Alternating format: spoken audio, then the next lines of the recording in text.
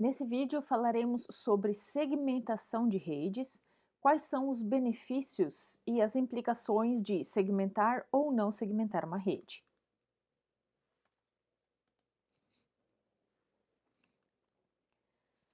Bom, muitos protocolos, eles usam comunicações de broadcast ou multicast para suas comunicações, né? Por exemplo, o ARP é um dos protocolos que usa informações de broadcast, endereços de broadcast, solicitações de DHCP, de descoberta de servidor, também usam broadcast. E essas comunicações de broadcast, elas são propagadas por toda a rede por dispositivos de camada 2. Então, quando uma mensagem sai de um host de origem em direção a um broadcast e passa por um dispositivo de camada 2, essa mensagem alcança todos os dispositivos dessa subrede, exceto a interface que encaminhou. Vamos olhar um exemplo. Aqui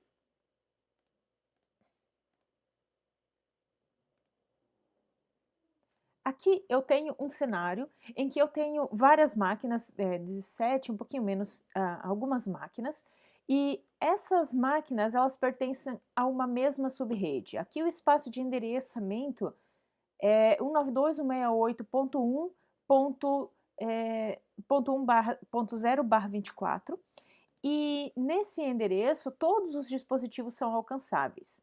Aqui eu criei uma comunicação, deixa eu mostrar esse pacote. Deixa eu ver, o inbound details. Ó, nesse pacote nós temos o endereço de origem 192.168.1.2, lá na camada de rede, e o destino dele é o 255.255.255.255. Então esse endereço, essa mensagem é encaminhada para broadcast dentro da camada de rede, tá? Então, ó, na camada de enlace nós temos o endereço FFFF. O que vai acontecer? Quando essa mensagem sai do PC7, né, que é o endereço de origem, com destino, aqui eu coloquei o destino 192.168.1.255. O que acontece? O dispositivo de camada 2, ele vai encaminhar para todos os dispositivos da rede. Então, vai chegar no próximo dispositivo de camada 2, que vai propagar novamente para todos os dispositivos da rede, e todos os dispositivos vão responder ao dispositivo de origem. E aí, o switch ele vai gerenciar, vai encaminhar um pacote por vez, né? Só que isso gera um efeito de sobrecarga dentro da rede local. Tá? Então, quando nós temos grandes domínios de broadcast, não é incomum acontecer lentidão dentro da rede. Então, esse é um efeito que não é interessante. O único dispositivo que interrompe transmissões, que interrompe comunicações de broadcast são os dispositivos de camada 3, então o roteador. Os roteadores eles não propagam broadcast.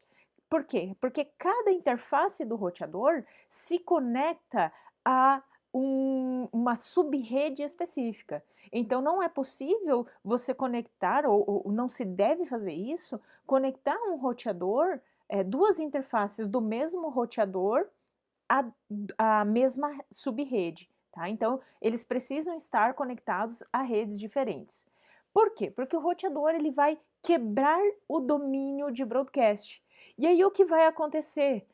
Vai acontecer que a comunicação ela não é propagada para todos os dispositivos. Vamos ver um cenário.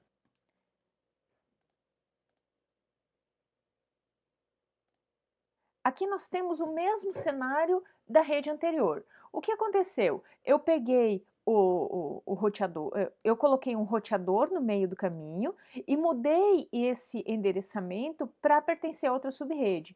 Então essa é a rede 192.168.1.0/24 e essa é a rede 192.168.2.24. E o roteador é o gateway da rede. Então, se eu fizer o encaminhamento da mensagem da mesma forma que foi feito anteriormente, do dispositivo 192.168.1.2 para o broadcast 192.168.1.255, o que vai acontecer?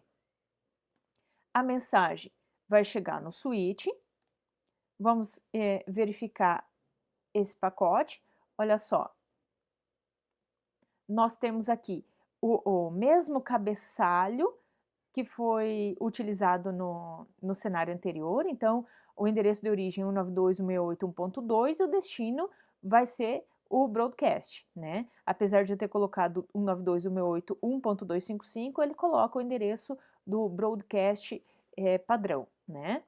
Então, o switch, que é um dispositivo de camada 2, ele vai propagar esse pacote por toda a rede, porque lá no pacote o endereço da camada de enlace é FF, FF, FF, então são todos os bits ligados. Essa mensagem vai chegar no roteador e o roteador não vai propagar para outra rede. Então eu quebrei o domínio de broadcast dentro dessa subrede. Então, os dispositivos de camada 2, eles vão encaminhar pacotes de broadcast, vão propagar por toda a rede, mas o dispositivo de camada 3 vai quebrar essa comunicação de broadcast.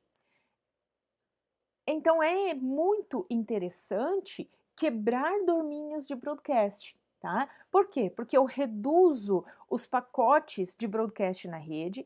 Ali, no nosso exemplo, nós tínhamos uma única mensagem encaminhando para broadcast. Agora, se tivermos várias, nós vamos gerar uma lentidão muito grande.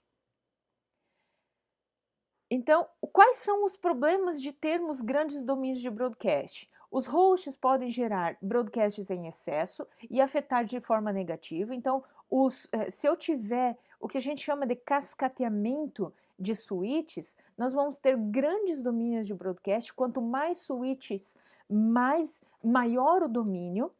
E os pacotes eles são propagados por toda a rede, gerando lentidão para a rede. Tá? O switch ele precisa ter uma grande capacidade de processamento e grandes filas, grandes memórias intermediárias para armazenar todos os pacotes. Agora, se a gente dividir essa rede, eu tinha um endereço lá com 400 usuários, dentro da LAN eu tinha 172.16.0.0/16. Se eu pegar essa rede e dividir em duas subredes, eu quebro o domínio de broadcast e isso também me permite criar novas políticas de segurança, políticas de encaminhamento de pacote, e eu limito a comunicação dentro dessa subrede, as comunicações de broadcast, e eu melhoro o desempenho geral da rede. Então, os broadcasts eles não vão ser encaminhados para as outras interfaces. Então, por que eu deveria segmentar a minha subrede? Para reduzir o tráfego total da rede, então isso vai melhorar o desempenho da rede. Mas a minha rede não gera broadcast, ela gera, então algumas comunicações, alguns protocolos usam broadcast, tá? Pode ser usado para implementar políticas de segurança,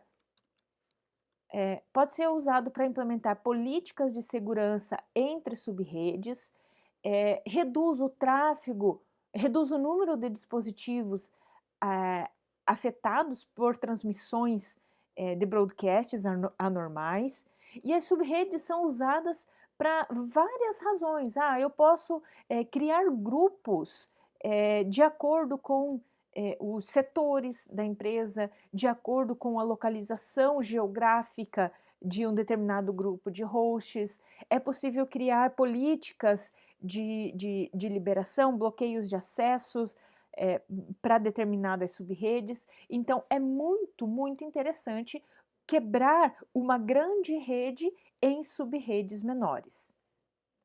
E como se faz isso? Isso se faz utilizando dispositivos de camada 3 que trabalham com o endereçamento de subrede e mudando e quebrando o endereço de rede. Então, se eu tinha uma rede, e aqui a gente está falando de endereçamento IP, se eu tinha uma rede que respondia pelo endereço 172, ou aqui no nosso exemplo 10.0.0 barra 16, eu posso criar subredes com endereços distintos. E aí, para cada subrede, eu posso ter políticas diferentes. Nos próximos vídeos, nós vamos falar sobre essa divisão em subredes. Nesse vídeo, nós falamos sobre segmentação de redes e o problema de comunicações de broadcast.